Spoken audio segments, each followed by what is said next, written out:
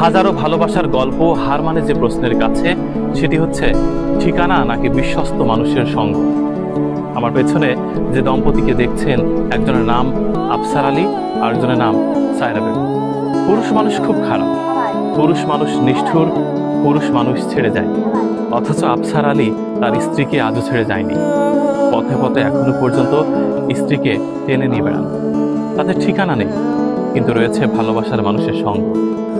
তাই কোনটি গুরুত্বপূর্ণ, ঠিকানা নাকি ভালোবাসার মানুষের সঙ্গ? আমাদের কারোর মস্ত বড় বিল্ডিং আছে, কংক্রিটের 4 দেয়াল আছে, কিন্তু সুখ নেই।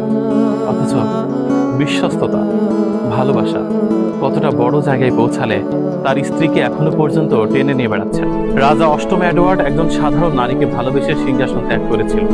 চীনের লু জিজিয়াং তার স্ত্রীর জন্য 8000 সিঁড়ি নির্মাণ করেছিল।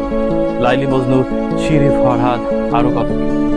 কিন্তু আফসার আলী আর সায়রা বেগমের ভালোবাসা সবকিছুকে যেন হার মানিয়েছে। দেখুন, কখনো রাগ, কখনো অভিমান, কখনো গান, কখনো আনন্দ, কখনো কান্না।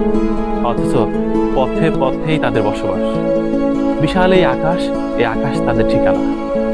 জমিনের উপর ঘুরছেন, কেউ কিছু দিলে খাচ্ছেন, না দিলে খাচ্ছেন না। অথচ আমাদের অনেকের বড় বড় অট্টালিকা রয়েছে, সুন্দর বিছানা রয়েছে, ভালোবাসার মানুষের সঙ্গ থেকে বঞ্চিত হচ্ছেন। কষ্ট, দুঃখ, গ্লানি নিয়ে প্রতিটি দিন শেষ হচ্ছে। ক্যালেন্ডারের পাতার দিকে অবাক হয়ে তাকিয়ে ভাবছেন, কোন তারিখটি আমার মৃত্যুর তারিখ। তাই ঠিকানা না বিশ্বস্ত মানুষের সঙ্গ, কোনটা গুরুত্বপূর্ণ? এদের ভালোবাসা দেখে বলতে ইচ্ছে করে, অন্তরে অতৃপ্তি রবে, সাঙ্গ করি মনে হবে, শেষ হয়ে হইল না শেষ।